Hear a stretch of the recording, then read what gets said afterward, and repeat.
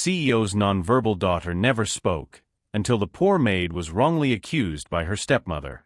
Voices echo through the Larson mansion, sharp and full of tension. Morning sunlight cuts across the marble floor, glinting off glass walls and expensive furniture. In the center of the room stands Betty Gowan, a dark caramel-skinned maid in a faded gray uniform, her hands shaking as she clutches her apron. Across from her, Viola Larson, elegant and composed in a cream designer suit, points a finger with cold certainty. "Walter, the document's gone," Viola says, her voice calm but deadly. "The only person who had access is her." Betty's breath catches. "Ma'am, I swear, I would never steal from this family. Please."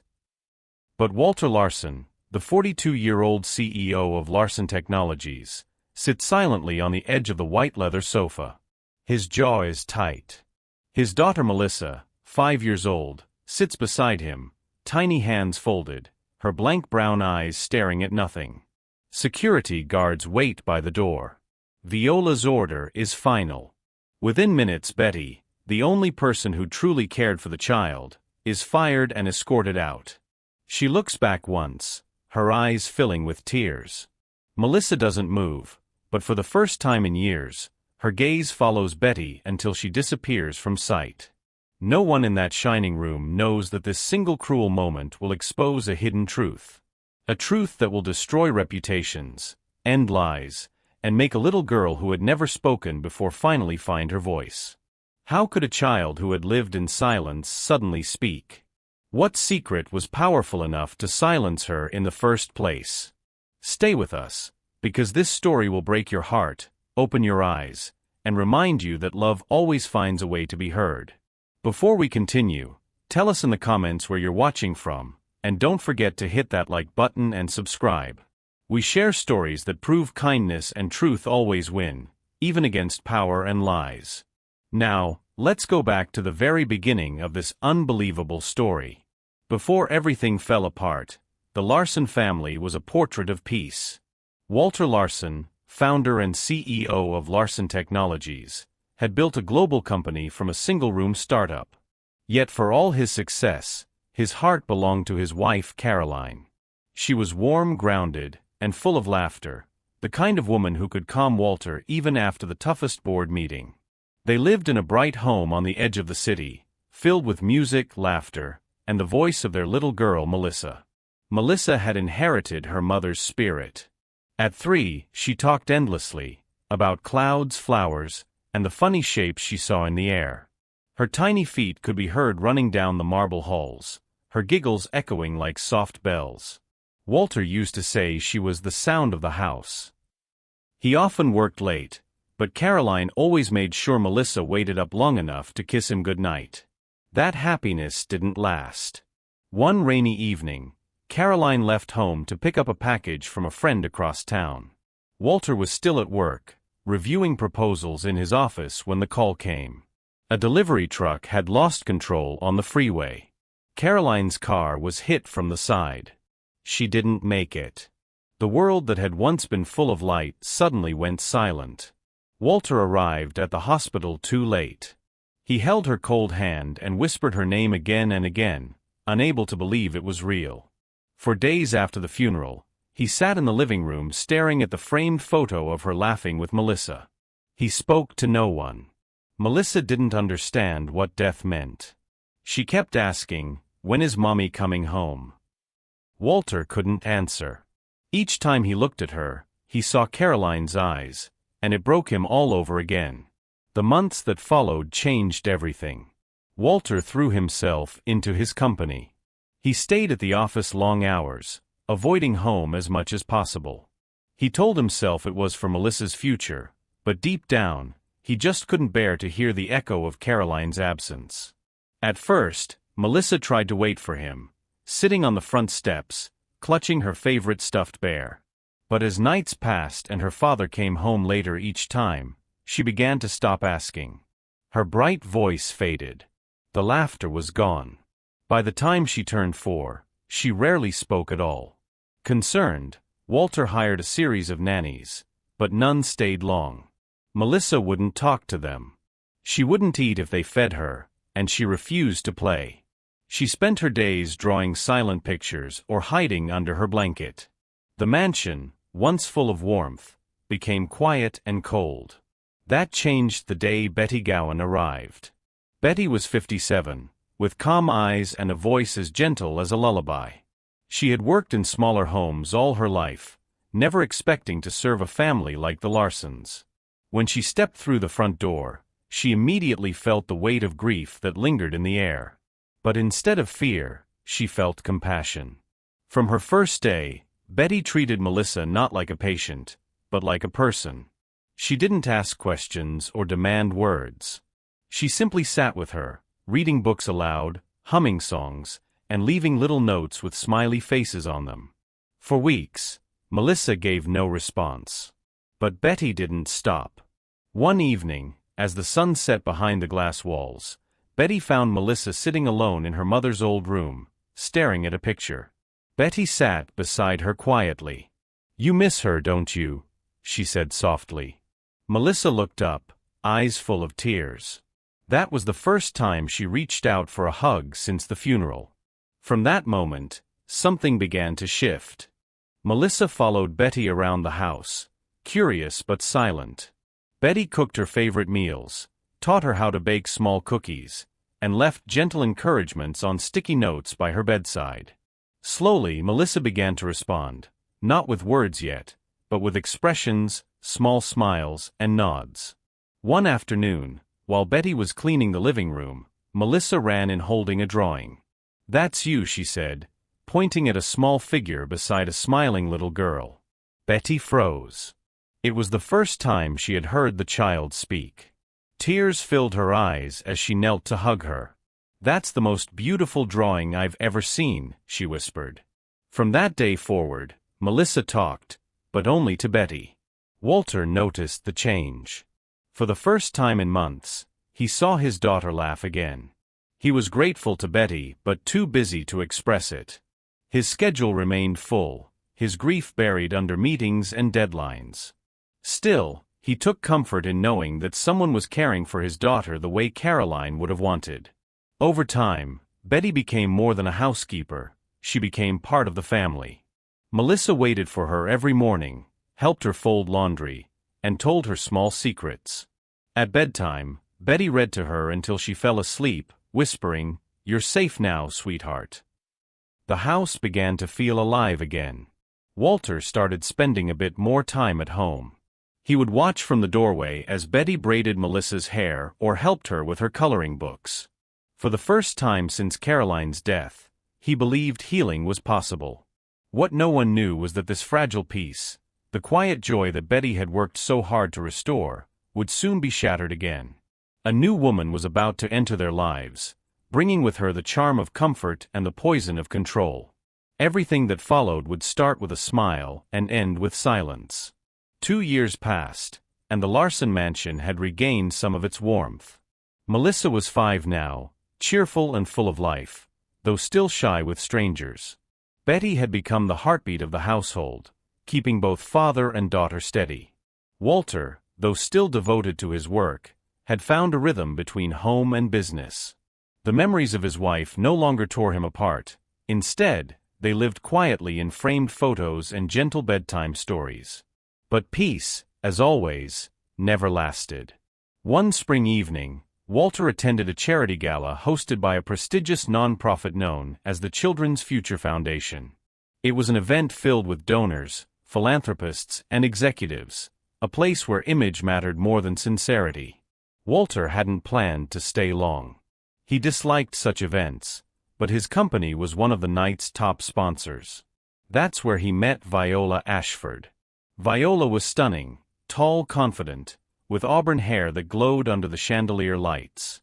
She carried herself with practiced grace, every gesture deliberate, every smile rehearsed. She approached Walter near the silent auction table, where he was absently looking at a framed art piece. "Mr. Larson," she said warmly, offering her hand. "I've wanted to meet you for years. Your company's donation last quarter helped fund our therapy programs for children." Walter smiled politely, shaking her hand. I'm glad it helped. My daughter has benefited from similar programs. Viola's expression softened, a hint of sympathy touching her perfectly made-up face. You have a daughter? How wonderful. Is she doing well? She's recovering, Walter said quietly. It's been a hard few years. Viola nodded gently. Loss leaves holes that never quite heal. But children, they're resilient. They just need the right guidance. That conversation lasted barely 5 minutes, but it lingered with Walter. Viola had a way of listening that made people feel seen, even if her empathy was polished rather than pure. She followed up days later with an email thanking him for his donation and inviting him to speak at one of the Foundation's future events. Soon, meetings became dinners. Dinners became private visits. Walter found himself drawn to her confidence, her ability to navigate high society with ease, and her apparent dedication to helping children. For a man who had spent years drowning in loneliness, Viola felt like hope. Betty noticed the change almost immediately. Walter began coming home later again, his eyes distracted but lighter somehow. He talked about Viola often, how brilliant she was, how much she reminded him of the drive he once had. Betty listened, but said nothing. She had seen his kind of loneliness before and knew how easily admiration could become dependence. When Viola first visited the mansion, she came with a bouquet of lilies and a camera-ready smile. Betty met her at the door. You must be Betty, Viola said with practiced warmth. Walter's told me so much about you. Betty smiled politely. Welcome, ma'am. Melissa's in the garden. Viola's smile thinned slightly at the mention of the child. She walked toward the glass doors where Melissa sat drawing with crayons. Melissa, sweetheart, she said softly, crouching down. I'm a friend of your father's. Melissa looked up, but said nothing. She glanced quickly at Betty, then returned to her drawing. Viola hesitated, her smile faltering before she stood again. She's shy, she said, turning back to Walter with a laugh. That first meeting told Betty everything she needed to know. Viola wasn't patient. She wasn't gentle. Her kindness was selective. In the months that followed, Walter's relationship with Viola grew fast. Within half a year, news broke that the tech magnate was engaged to the glamorous founder of a children's charity. The wedding made headlines, a new beginning for Walter Larson, love after loss. The photos showed them smiling perfectly for cameras, but behind those smiles, a quiet unease began to settle in the house.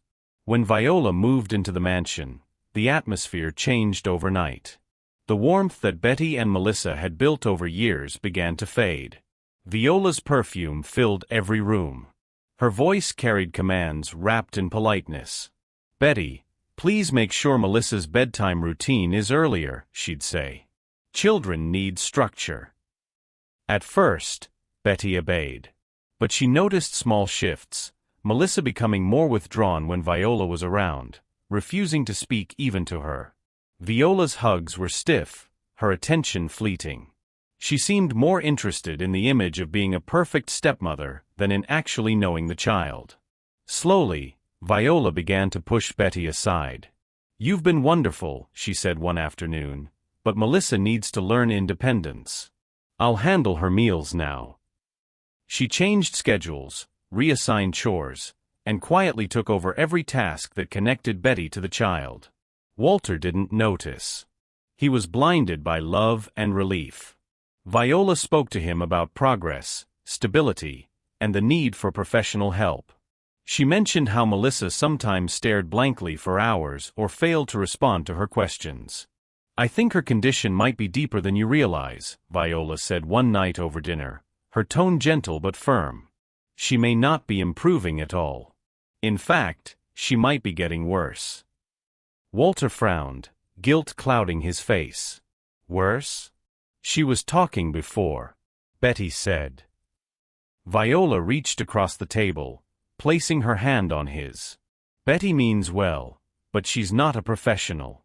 You've done everything you can as a father, Walter. But Melissa needs medical attention, real specialists. My foundation has connections. Let me help. Her words struck exactly where Walter was weakest, his guilt as a parent.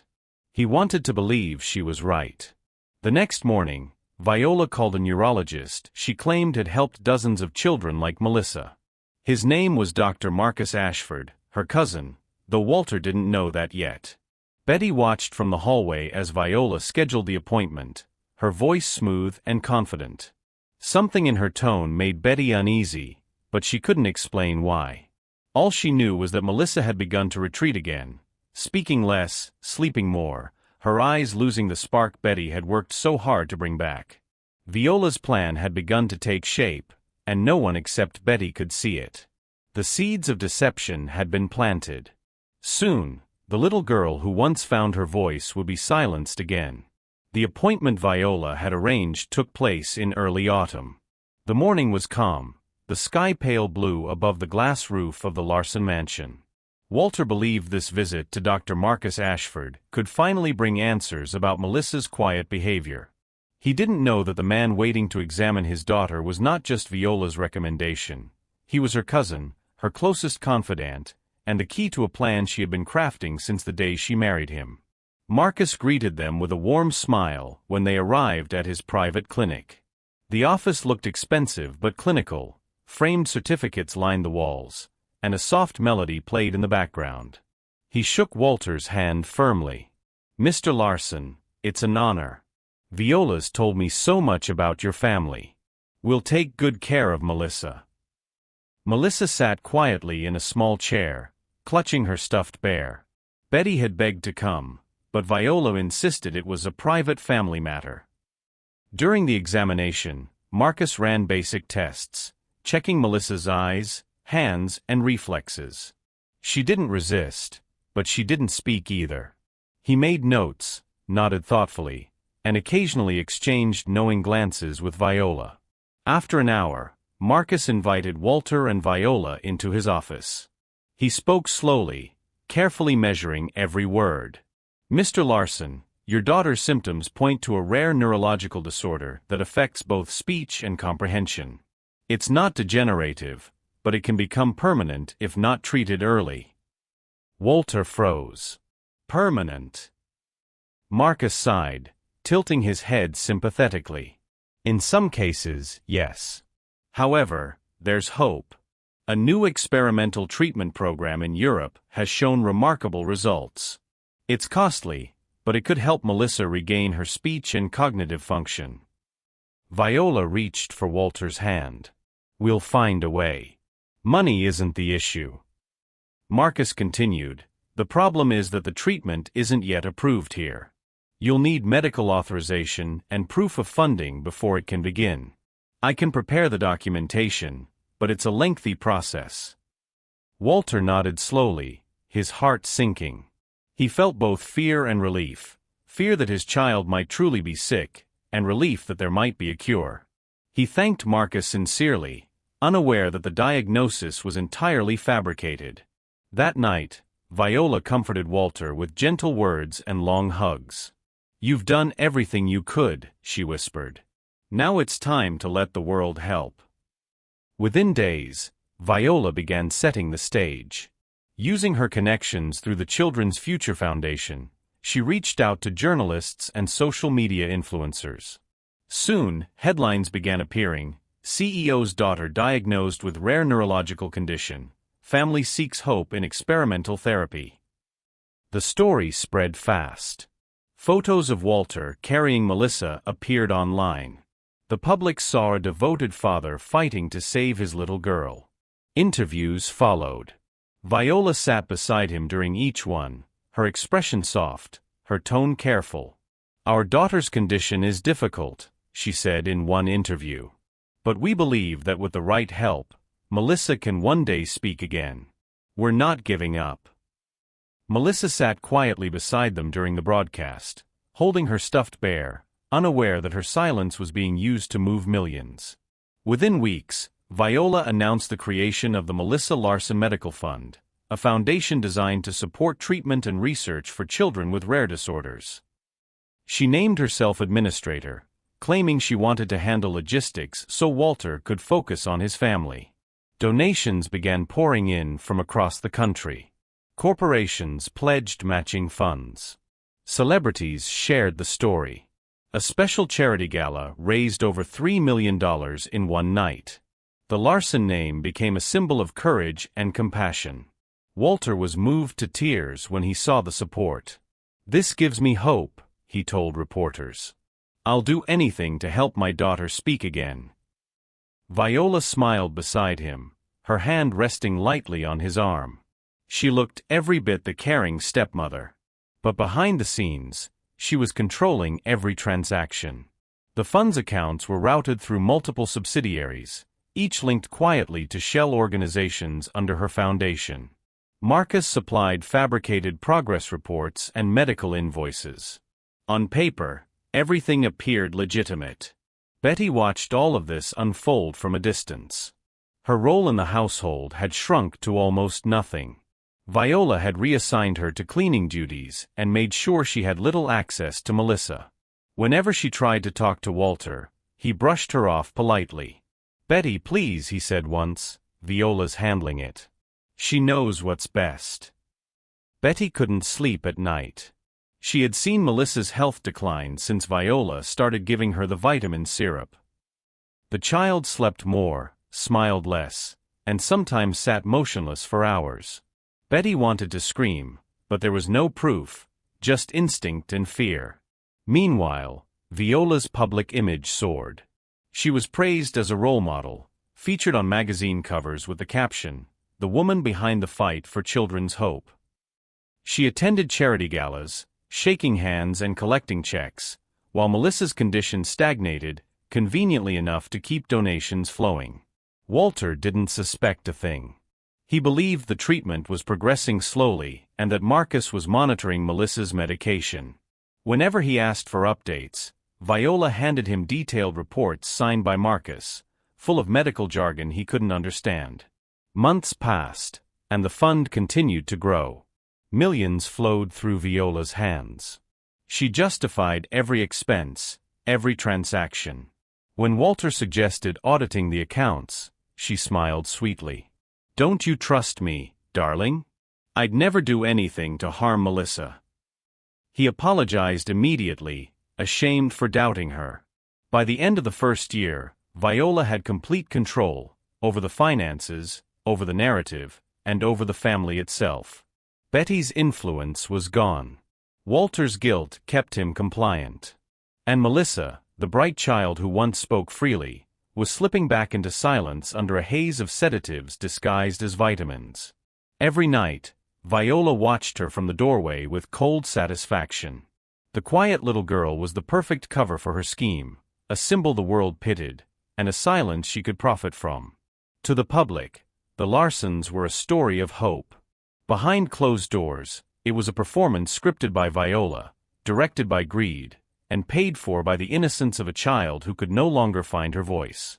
The first dose came quietly. Viola called it a vitamin syrup, a new supplement recommended by Dr. Marcus to help with Melissa's focus and calmness. Walter didn't question it. He was desperate to believe the treatment was working. Every morning, Viola poured the thick orange liquid into a small spoon and pressed it gently to Melissa's lips. At first, nothing seemed different. Melissa swallowed obediently, her big brown eyes watching Viola carefully. But as the days turned into weeks, her energy began to fade. The lively little girl who once chased butterflies around the garden now spent her afternoons staring at the floor, her small body slumped against her toys. "Maybe she's tired from the therapy," Walter said one evening as he looked at his daughter sitting quietly on the couch. Viola nodded, her expression calm. "It's part of the adjustment period," she explained. "Her body is adapting to the medicine." In truth, there was no therapy, only sedation. The syrup was laced with mild tranquilizers that kept Melissa docile, quiet, and detached. Viola made sure the doses were small enough not to raise suspicion, but strong enough to keep the child numb. Betty noticed the changes almost immediately. Melissa no longer greeted her with a smile or held her hand tightly the way she used to. Her laughter was gone. When Betty spoke to her, she stared back blankly, as if trapped somewhere far away. One morning, Betty found the half-empty bottle of syrup left on the kitchen counter. She lifted it to her nose. It smelled faintly of alcohol and chemicals, not vitamins. Her stomach tightened.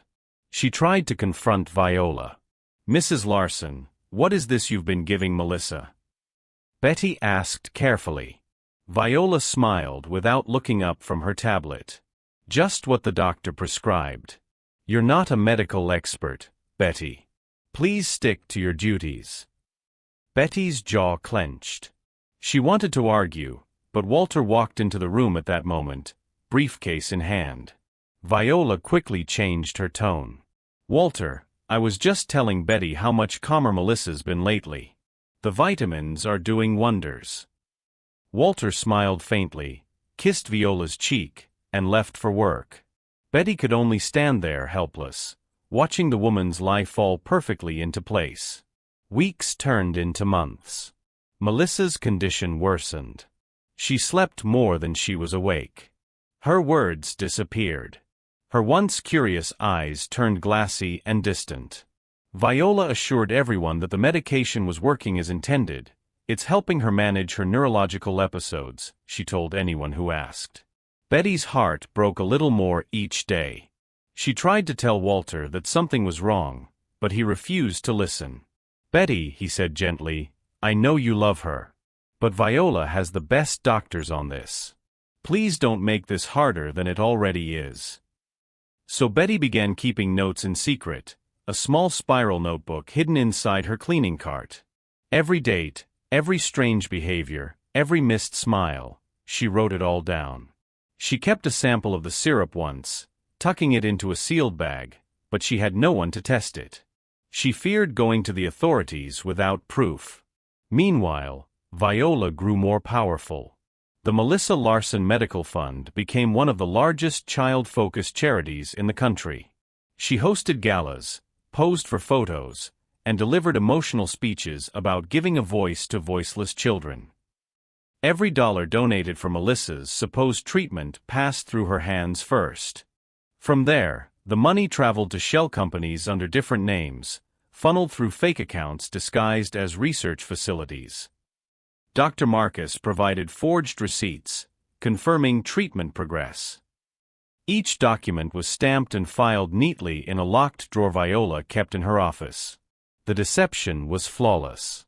Walter continued to believe his wife was saving their daughter. Investors believed their money was changing lives. And Melissa, drugged, weakened, and silent, became the living proof of Viola's fake story. At night, Betty would sneak into Melissa's room to sit by her bedside. She would brush the girl's hair gently and whisper, "I'm still here, baby. I'm still here." Sometimes she thought she saw tears glisten at the edge of Melissa's eyes, but the child never spoke. 5 years passed this way. Betty aged with worry, watching a once bright child fade into a ghost of herself. Walter grew more distant, buried in work and guilt. Viola thrived, her charity expanding, her reputation spotless. The world saw her as a hero. Only Betty knew the truth, but no one would believe the maid over the wife of a powerful CEO. It was the perfect crime, crafted with charm, protected by influence, and sustained by silence. A silenced child, a blind father, and millions stolen behind a smile. But fate has a way of giving voice to those who've been quiet too long. Melissa's silence would not last forever. The morning started quietly at the Larson mansion. The staff moved carefully through the wide halls, cleaning, polishing, and keeping out of Viola's way. She had been in her office since sunrise, reviewing paperwork for an upcoming charity audit. Her coffee sat untouched beside her laptop. She was focused, until she noticed something missing. A single folder, labeled Foundation Transactions, Private, was no longer on her desk. Her pulse jumped. Inside that folder were bank statements, documents showing that the Melissa Larson Medical Fund had funneled millions into private accounts under fake research companies. Without them, her entire scheme could collapse. She tore through the drawers, flipping through stacks of papers. Nothing. Her breathing grew shallow. She pressed the intercom button. "Betty, come to my office right now." Moments later, Betty appeared at the door, wiping her hands on her apron. "Yes, ma'am." Viola looked up sharply. "A confidential document is missing from my office. You cleaned here last night, didn't you?" "Yes, I did. But I didn't touch any of your files." Viola's tone sharpened. "Well, you were the last one in here. So where is it?" Betty blinked in disbelief. "Mrs. Larson, I would never take anything. I've worked here for years. You know that." Walter entered at that moment, his phone still in his hand. "What's going on?" Viola turned to him with perfect composure. "The folder containing last quarter's financial records is gone. I've looked everywhere. Betty cleaned my office last night. She's the only one who had access." Walter frowned. "That can't be right. Betty's been with us for—" "Exactly," Viola interrupted smoothly. "She's been here long enough to know what's valuable." Betty's face turned pale. "Sir, please. I swear I didn't take anything." Walter hesitated. He wanted to believe her, but Viola's confidence made him falter. "Betty, maybe you just moved it by mistake?" "I didn't," Betty said firmly, her voice trembling. "I didn't even go near your desk. Melissa was with me in the kitchen all evening." At the mention of Melissa's name, Viola's expression tightened. "So you're saying you were too busy watching the child to do your actual job?" "That's not what I meant," Betty whispered. Within minutes, Viola had called security. 2 guards arrived, their presence heavy in the quiet room. Viola crossed her arms. "Search her things." Betty gasped. "You can't." Walter looked away. "It's just a precaution, Betty. I'm sure we'll find it soon." Tears welled in Betty's eyes as the guards opened her small locker near the laundry room.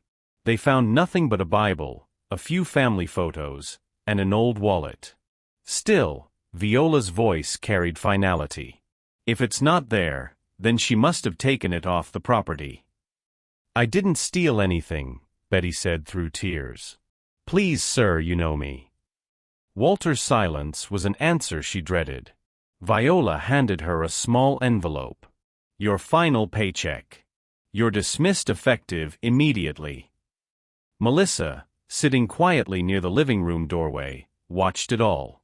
Her small fingers clutched her stuffed bear as the woman she loved most in the world was led out by guards. "Mr. Larson, please," Betty pleaded one last time. "I've taken care of your child since she could walk. I would never hurt this family." Walter couldn't meet her eyes. "I'm sorry, Betty. I'll look into this, but for now, it's best you go."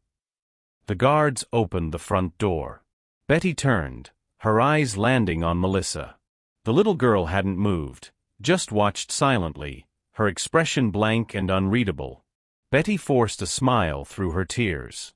"I love you, baby girl," she whispered. "Don't forget that, okay?"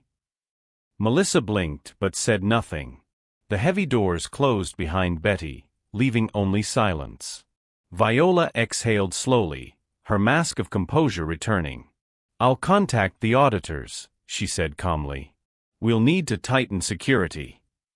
Walter nodded numbly, his thoughts already spinning. He didn't see the small movement behind the couch, Melissa's tiny hand sliding something flat beneath her blanket. Upstairs, in her room, Melissa sat cross-legged on her bed. Her mind was foggy as always, but she felt something she couldn't explain, a pulse of guilt, confusion, and fear. She reached under her pillow and pulled out the missing folder. She didn't know why she had taken it. She only remembered walking into Viola's office the night before, hearing voices, and seeing Viola's name on the papers. Something deep inside told her it was wrong. So she had hidden it under her mattress, the way she used to hide small toys from nannies who threw them away. Now, as the house fell quiet, she looked down at the folder resting on her knees. Her chest ached. Betty was gone. Because of this. Downstairs, Viola poured herself a glass of wine, her hand trembling slightly. "It's handled," she said aloud, convincing herself. "No one will find it. She's gone." But something still felt off. She had searched everywhere, every drawer, every cabinet. How could it have vanished so completely? Walter stood by the window, staring out into the gray afternoon. "Betty's been loyal for years," he murmured. "I can't believe she'd." "She betrayed you," Viola said sharply, her voice low and steady. "People like her always do when money's involved. You've been too trusting." Walter didn't reply. He only nodded faintly and walked away. Hours later, when the mansion lights dimmed and silence returned, Melissa lay awake in her room. The folder was still under her mattress, and her thoughts drifted like clouds she couldn't fully reach. She could still see Betty's face, hear her voice saying, "Don't forget that." A single tear slid down her cheek. For the first time in years, she whispered to the darkness. Not a word, just a small sound, broken and hoarse. It was the faintest sign of life returning. And it started because love had been taken from her. The first morning without Betty felt heavier than usual. The mansion, though spotless, felt empty, colder. The air carried the quiet of absence, a silence that no sound seemed able to break. Viola was in her office, her voice sharp on phone calls, trying to control the fallout from the missing document. Walter had already left for work, his trust in Viola unshaken. Upstairs, Melissa Larson sat on her bed, her small hands folded in her lap. On the bedside table stood the little glass bottle of vitamin syrup, its purple liquid glinting faintly in the morning light. Every morning for years Viola had stood beside her, spoon in hand, saying softly, "Open wide for Mommy Viola." But this time, Melissa didn't move. When Viola came in with the bottle, she smiled mechanically. "Come now, sweetheart. You need your vitamins." Melissa's eyes flicked to the bottle, then away. She pressed her lips together and shook her head. Viola frowned. "Melissa, don't make this difficult. You know it's good for you." Still, the child didn't open her mouth. Her eyes stayed fixed on the window, where the light shimmered through the curtains. Viola sighed in frustration, her mind already crowded with the missing folder and the potential disaster it represented.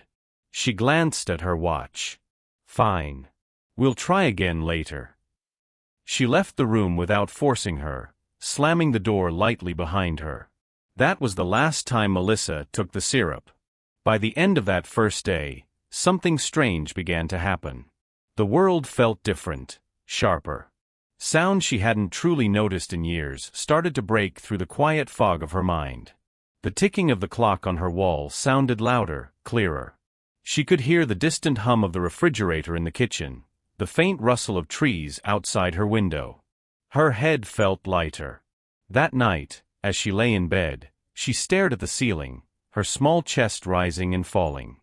For the first time in years, she could feel the rhythm of her heartbeat, steady and strong.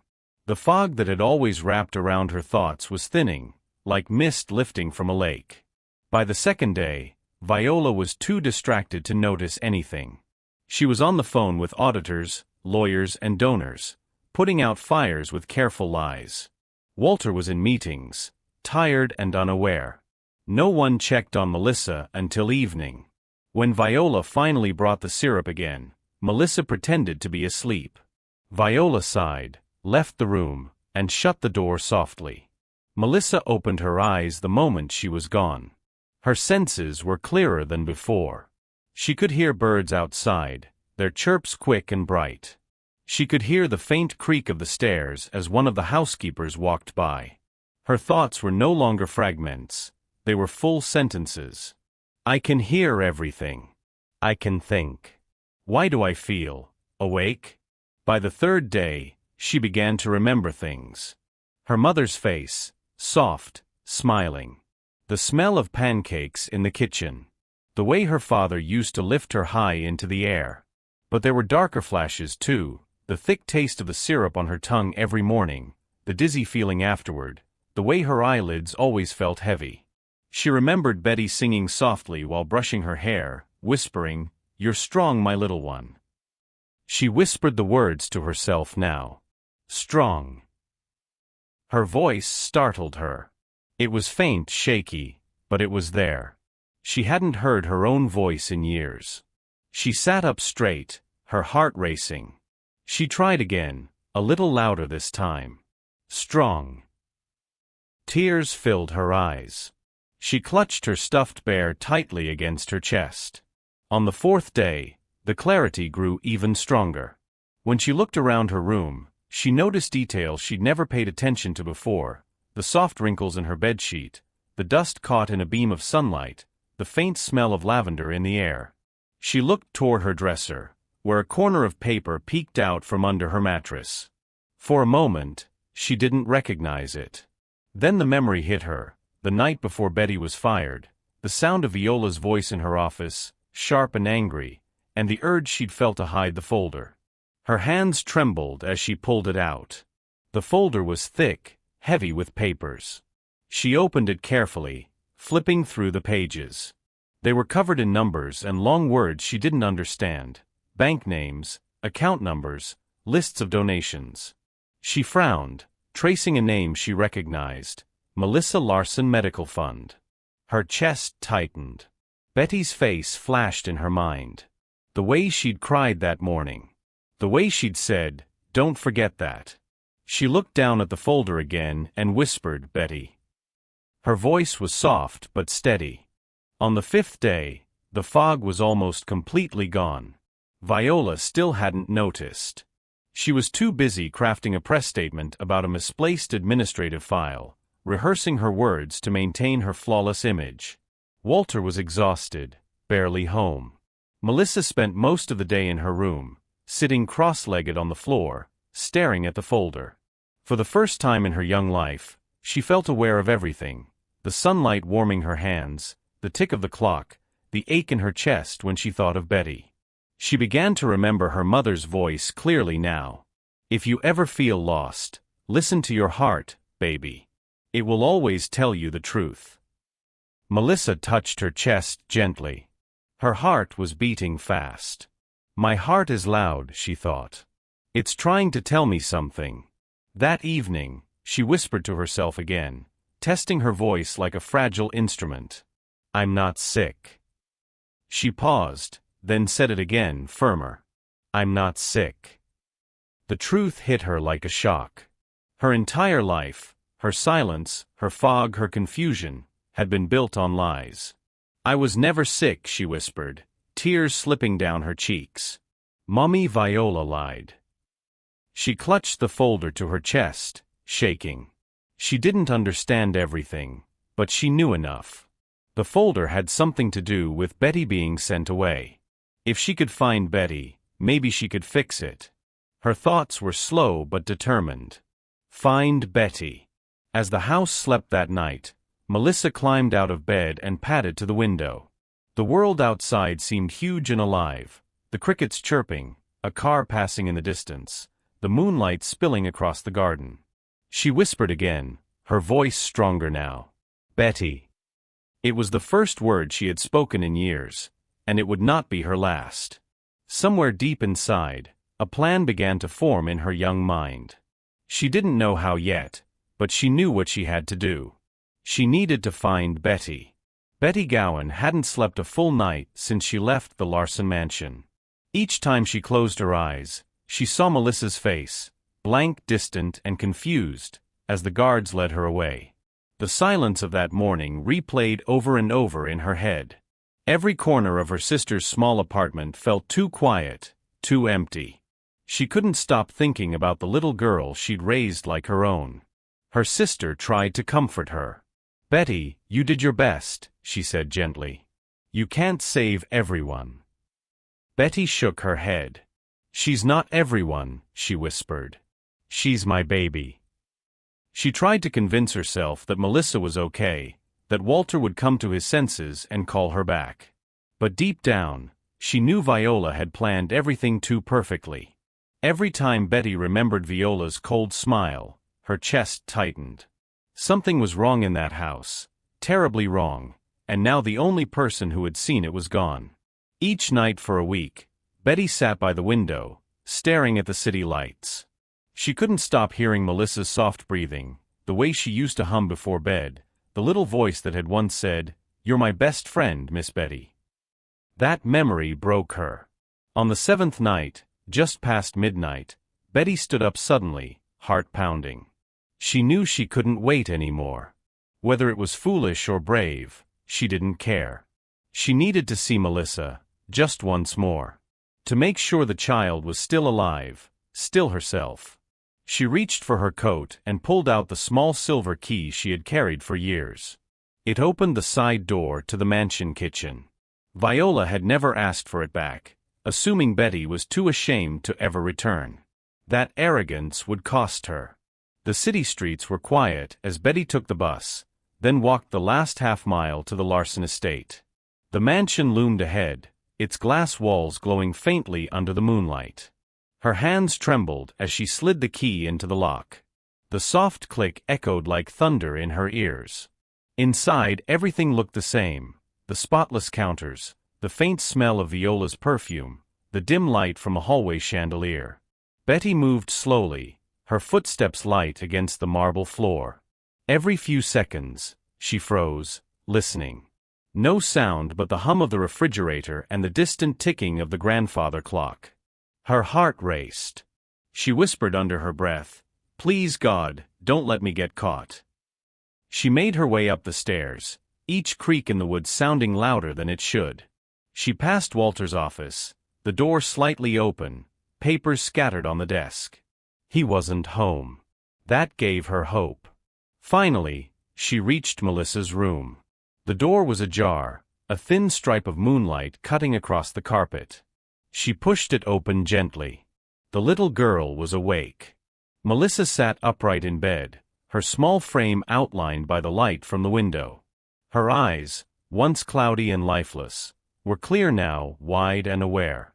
She clutched her stuffed bear tightly to her chest. When she saw Betty, her lips parted. For a long moment, neither of them moved. Then Melissa whispered one word: "Betty." The sound was faint, shaky, but it was real. Betty froze, her breath catching in her throat. "Baby," she gasped, tears instantly filling her eyes. Did you just?" "Betty," the little girl said again, stronger this time. Betty dropped to her knees beside the bed, her hands trembling as she reached for the child. "Oh my God, you spoke. You really spoke." Melissa nodded, her lips quivering. She reached out and touched Betty's face. "Medicine bad." Her small voice cracked. "Mommy Viola lied." Betty's tears spilled freely as she pulled Melissa into her arms. "I knew it. I knew something was wrong," she whispered, rocking her gently. "It's okay, baby. I'm here now. I'm here." Melissa buried her face in Betty's shoulder and began to cry, silent sobs that shook her little body. Betty held her tight, pressing kisses to her hair. When Melissa finally calmed, she pointed to her bed. "Paper." Betty frowned. "Paper." Melissa slid off the mattress and reached under it with small, determined hands. She pulled out a thick folder, creased from being hidden for days. Betty's heart stopped when she saw it. "Where did you get this?" Melissa pointed to the door. "Mommy Viola, office. I hide." Betty opened the folder carefully. Her eyes scanned the pages, her breath quickening. There were bank statements, transfer records, and signatures, proof that the charity fund money had been funneled into private accounts under Viola's name. It was everything she needed. The evidence she'd prayed for over the years. "Oh my Lord," Betty whispered. This is it. This is what she's been doing. She's been stealing the money, using you to do it." Melissa watched her closely, confusion flickering across her face.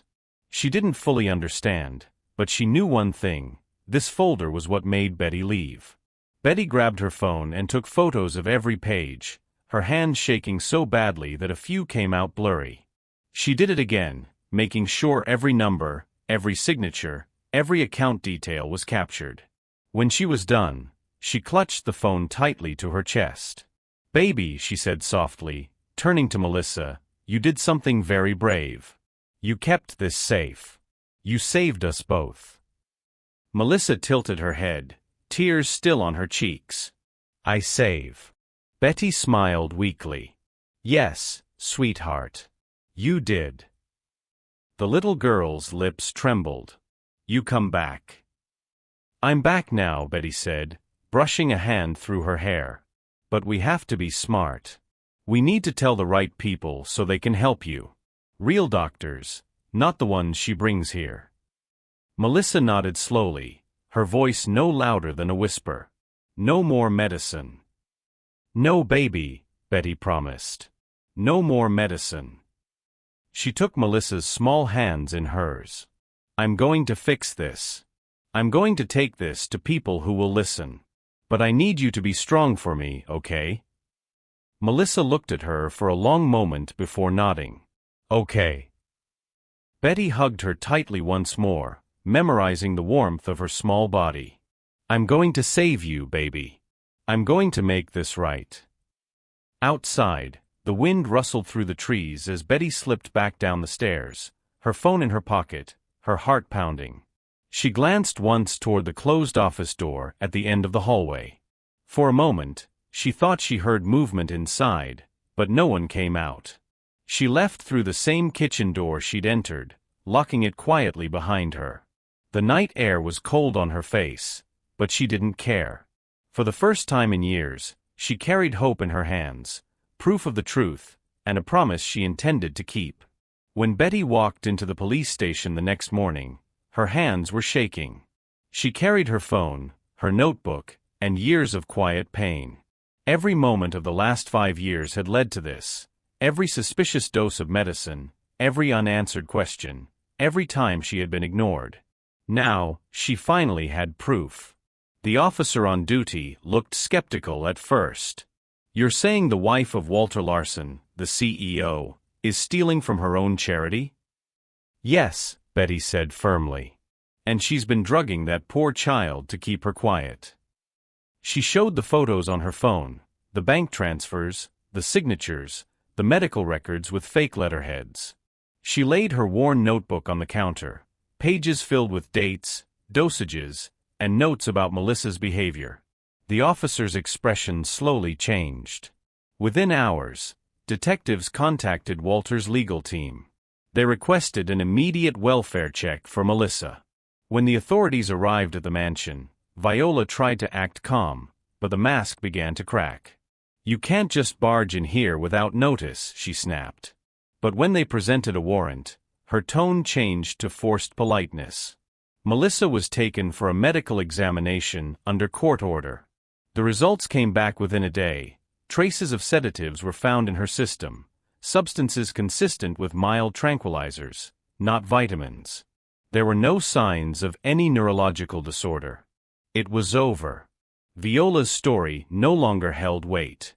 She was arrested that evening on charges of fraud, embezzlement, and child endangerment. Cameras flashed outside the mansion as she was escorted to a police car. Her makeup streaked under the harsh lights.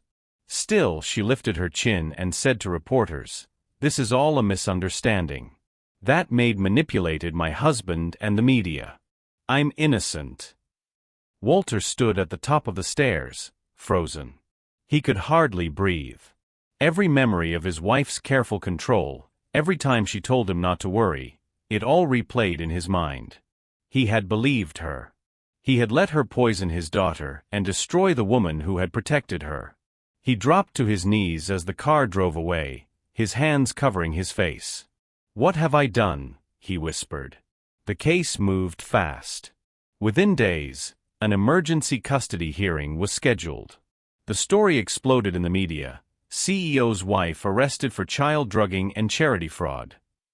Reporters camped outside the courthouse, news vans lined the street, and opinion shows debated whether Walter Larson was a victim or an accomplice.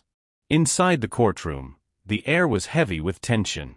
Every seat was filled: journalists, attorneys, and curious onlookers. Walter sat in the front row, pale and silent. Beside him sat Betty, her hands tightly holding Melissa's. The child was dressed neatly in a soft blue dress, her small face calm but focused. Across the room, Viola Larson entered in a gray suit, her wrists free but her movements stiff. Released on bail, she carried herself with forced grace. Her lawyer whispered in her ear as she sat down, glancing often toward the cameras. When the hearing began, Viola's attorney stood confidently. "Your Honor, my client is being framed by a disgruntled employee. This so-called evidence was obtained illegally. Ms. Gowan has a clear motive for revenge. She was terminated for theft." Betty looked straight ahead, refusing to react. The attorney continued, "We believe Ms. Gowan may have tampered with the child's medication or influenced her to make false statements. Viola Larson has devoted her life to helping children. She's the true victim here." Viola nodded in agreement, her eyes glistening with fake tears. "That maid manipulated everyone," she said aloud, loud enough for reporters to hear. "She probably drugged my daughter herself to frame me." Gasps filled the room. Betty clenched her jaw. She wanted to scream, but she stayed quiet, trusting that truth would speak for itself. The judge raised a hand for silence. "We will let the evidence speak." Walter looked torn. His eyes darted between his wife and Betty, his confusion written across his face. He wanted to believe in his own innocence, to think that he hadn't failed his daughter, but deep down, guilt was already tearing through him. The prosecution began their presentation. They displayed the bank records, millions transferred from the Melissa Larson Medical Fund into shell accounts linked to Viola's foundation. They showed the medical report proving Melissa's blood contained sedatives, not prescribed medication. Next came Betty's notebook. Each page detailed a child's slow decline, the dosage amounts, the time of administration, the behavioral changes. The courtroom grew quieter with every entry read aloud. Finally, the prosecution called Dr. Marcus Ashford. Under oath, his confidence crumbled. "Viola asked me to write the diagnosis," he admitted. "There was no medical basis. She said it was for the good of the charity. She offered me money. I didn't think it would go this far." The room buzzed with murmurs. Viola's face turned white. She shot Marcus a look that could have frozen steel. The judge turned to Melissa. "Does the child wish to say anything?" The courtroom fell silent. Every camera turned toward her. The 5-year-old looked small in her chair, but her hand never left Betty's. Walter's eyes filled with tears. He whispered, "You don't have to, sweetheart." But Melissa took a deep breath and stood up. Her voice was soft but steady. "She didn't steal it," she said, pointing toward Betty. The room froze. "I hid it. Mommy Viola gave me bad medicine. Betty's good." A collective gasp swept through the courtroom. Viola's composure shattered completely. "She's lying," she cried, standing up. "She doesn't understand what she's saying. She's confused." But Melissa didn't look away. She stepped closer to Betty, her little voice clearer now. "Betty loved me. Mommy Viola hurt me." The judge's gavel struck the bench sharply. "Order." Tears streamed down Walter's face as he buried his head in his hands. Everything he had refused to see was now standing before him, spoken in his daughter's trembling voice. The judge reviewed the final evidence: Betty's records, Marcus's testimony, and the bank statements. After a long pause, she spoke clearly, every word echoing through the silent courtroom. "This court finds Viola Larson guilty of fraud, child endangerment, and misuse of charitable funds. Sentencing recommendation: 15 to 20 years in federal prison." Viola screamed as security moved toward her. "You can't do this. You'll regret this, all of you." She was pulled from the courtroom, still shouting as cameras flashed. Walter stood slowly, his shoulders shaking. He turned toward Betty, his voice barely a whisper. "I'm so sorry. I didn't see what she was doing. I failed her. I failed both of you." Betty shook her head gently. "It's not about blame anymore. It's about healing." He nodded through tears, looking at Melissa, who clung tightly to Betty's hand. "I want to do better," he said. "Whatever it takes." The judge cleared her throat. "In the matter of custody, the court recognizes Betty Gowan as the child's legal guardian, with full support and cooperation from Mr. Larson." Melissa turned to Betty with a shy smile. "I stay with you?" Betty knelt, her voice trembling. "Yes, baby. You're coming home." Walter placed a hand on Betty's shoulder. "Thank you for saving her, for saving us both." Reporters outside captured the moment they left the courthouse, Betty holding Melissa's hand, Walter walking beside them, his head bowed in remorse. Headlines soon followed: "Nonverbal child speaks in court, exposes stepmother's lies." Inside the car, Melissa leaned against Betty, exhausted but peaceful. "Betty," she whispered softly, "I talk now." Betty smiled through tears. "Yes, sweetheart. You talk now. And no one will ever silence you again." 6 months later, the Larson mansion was no longer a place of silence. Laughter filled the air again. Melissa Larson, now 6, spoke in full sentences, her once soft whispers replaced by bright, confident words. She ran through the garden barefoot, a storybook in her hand, her voice carrying like sunlight. Betty Gowan sat nearby, tending to flowers beside a small sign that read Melissa's voice, the name of the children's shelter she had founded. It was a safe place for kids who had been silenced by fear, funded quietly by Walter Larson, who had stepped down from his company to focus on therapy, healing, and honest charity work. He visited every week, not as a CEO, but as a father learning how to love again. That afternoon, Melissa sat on the grass reading aloud. She looked up at Betty and smiled. "Betty Mom, will you sing Mommy Caroline's song?" Tears filled Betty's eyes. Her voice trembled softly as she began to sing Summertime. Melissa joined her, their voices blending, a song of loss, love, and new beginnings. Betty Gowan continues to care for Melissa. Walter Larson dedicates his life to real charity. Viola Larson serves 18 years in federal prison. And Melissa? She never stopped using her voice again. If this story touched your heart, then like, share and subscribe. Remind someone today, love always speaks louder than lies.